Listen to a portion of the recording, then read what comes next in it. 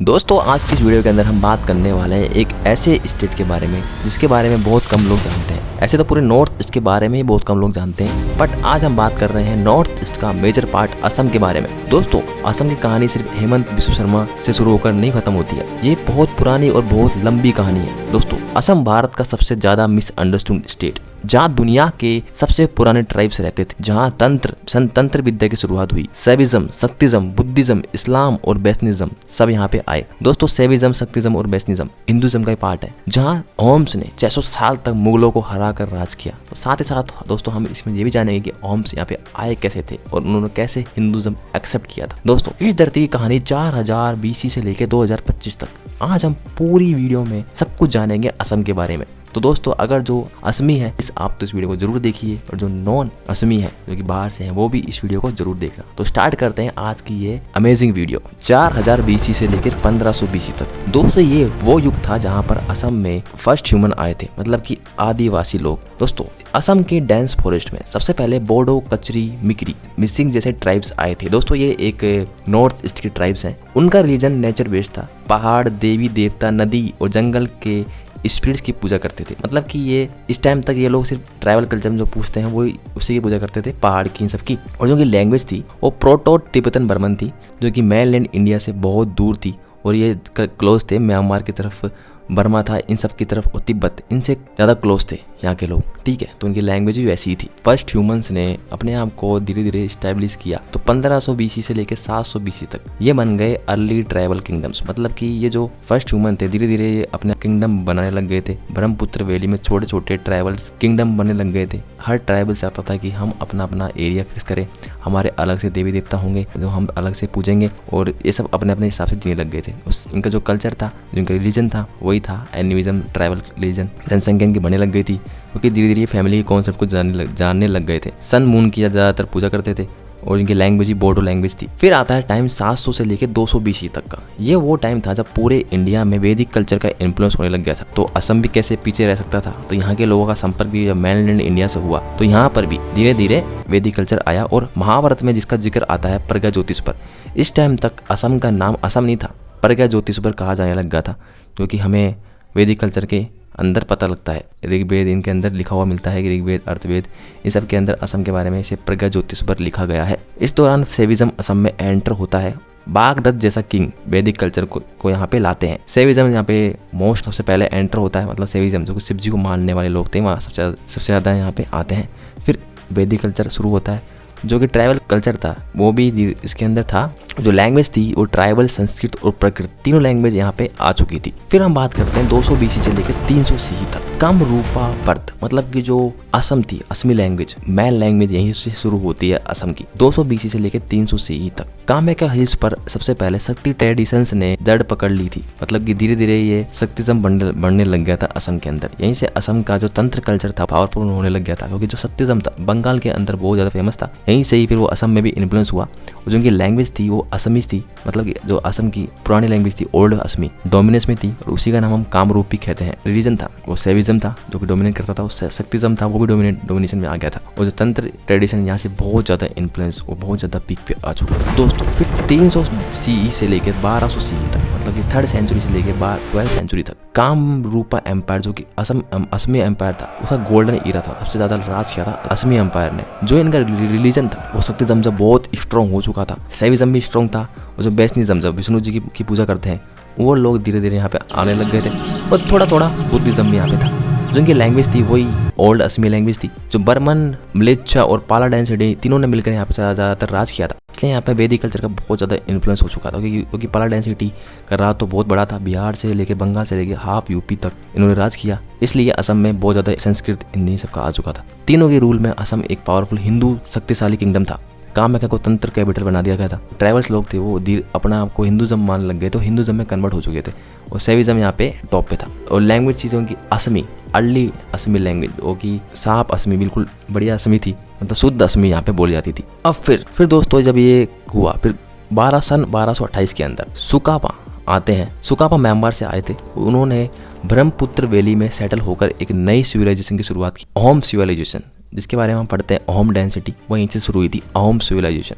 Peaceful local tribe से mix हो गए थे। शुरू में तो उन्हें समझ में नहीं आया, पर धीरे धीरे जो कि वो म्यांमार से आए थे तो वहाँ पर तो हिंदुज़म था नहीं, तो धीरे धीरे यहाँ पे वैदिक कल्चर के इन्फ्लुएंस में आके वो लोग यहाँ पर वो हिंदुज़म में कन्वर्ट हो चुके थे। उन्हें थोड़ा टाइम लगा पर बाद में वो हिंदुज़म में कन्वर्ट हो चुके थे और असमी लैंग्वेज में भी वो कन्वर्ट हो चुके थे और असमी लैंग्वेज और ज़्यादा ग्रो करने लग गई, क्योंकि यहाँ के लैंग्वेज लोग भी बहुत ज़्यादा हो गए थे, इसको जानने वाले बहुत ज़्यादा हो चुके थे। नेचर की पूजा करते थे, साथ साथ ये देवी देवताओं की पूजा करते थे। 1250 से लेकर 1550 तक होम का एक्सपेंशन होता है और इसी टाइम होता है कि ये अपने आप को हिंदुज़म में पूरी तरीके से चेंज कर लेते हैं। फिर 1532 से लेकर 1682 ओम्स और मुगल्स के अंदर 17 बैटल्स होती है। दोस्तों ये लड़ाई थी रिलीजन की। मुगल्स थे जो पूरे इंडिया को कैप्चर करने थे और नॉर्थ की तरफ भी आए थे।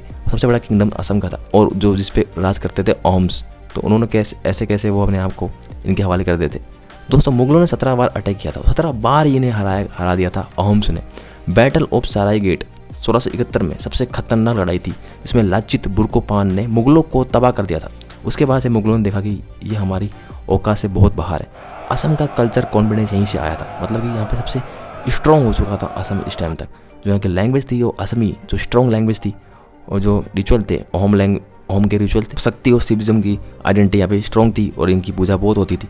और धीरे धीरे यहाँ पे थोड़े थोड़े मुस्लिम्स भी राइज करने लग गए थे, क्योंकि मुगल्स एरा था। 15 सेंचुरी से लेकर 18 सेंचुरी तक शंकर देव और नए विष्णुज़म का आरंभ होता है। दोस्तों शंकर देव ने असम की धर्म प्लस और कला और लैंग्वेज तीनों को बदल दिया था और धीरे धीरे यहाँ पे वैष्णविज्म का भी आरंभ होने लग गया था, जो कि विष्णु जी को पूजते हैं। उन्होंने असम को एक कॉमन आइडेंटिटी बनाई थी, मतलब कि फुल्ली स्टेट यहीं से बना था असम। वैष्णविज्म की मूवमेंट होने लग गई थी। 17 नाम घर से कास्ट वेरियर्स ब्रेक करने लग गए थे कि कास्ट को हम नहीं मानेंगे, कम मानेंगे। असमी आइडेंटिटी वापस रीबोर्न हो गई थी। लैंग्वेज असमी थी, लिटरेचर असमी बहुत स्पीड से आगे बढ़ रही थी। बोर्डो कर भी कम थी पर वो कम थी, असमी का डोमिनेट ज़्यादा था। फिर दोस्तों आगे टाइम आता है ब्रिटिशर्स का 1826 के अंदर। इस टाइम तक असमी को बैन करते था ब्रिटिशर्स के द्वारा, क्योंकि ब्रिटिशर्स के कंट्रोल से बाहर असमीज या अपने आप को चाहते नहीं थे कि हम इनके गुलाम बने।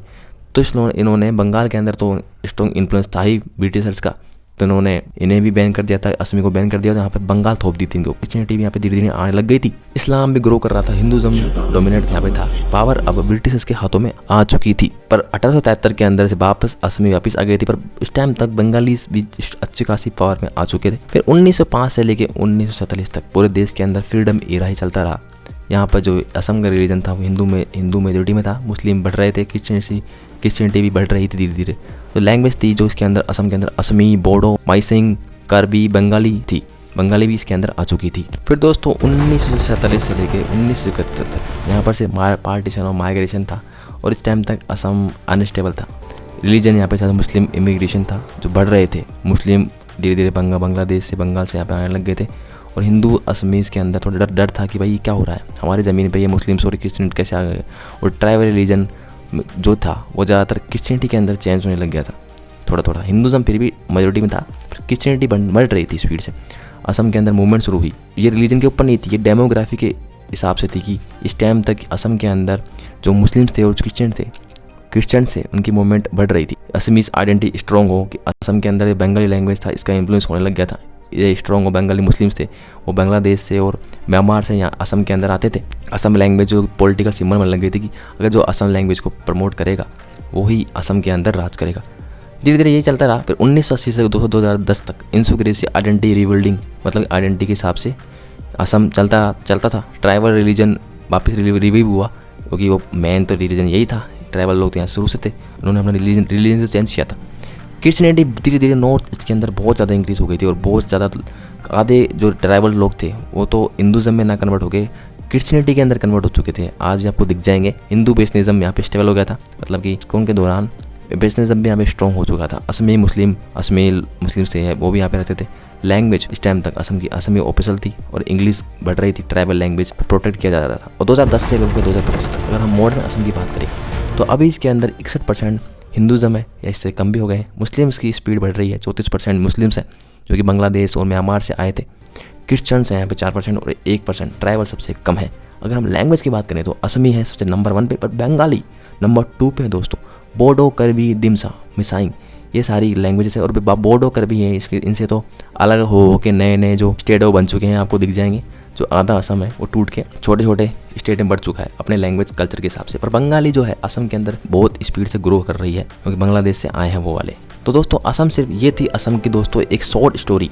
मैंने आपको इस वीडियो के अंदर से असम की एक शॉर्ट समरी बताई है कि असम का जो फर्स्ट ह्यूमन था तब से लेकर 2025 तक असम की क्या कहानी थी, वो भी आपको टाइमलाइन के हिसाब से। तो प्लीज़ अगर आपको ये वीडियो अच्छी लगी हो तो प्लीज़ यार इस वीडियो को लाइक कीजिए, शेयर कीजिए और सब्सक्राइब कीजिए। फिर मिलता हूँ आपको एक न्यू वीडियो के अंदर। तब तक के लिए आप अपना ख्याल रखिए और जय असमी, जय असम, जय हिंद।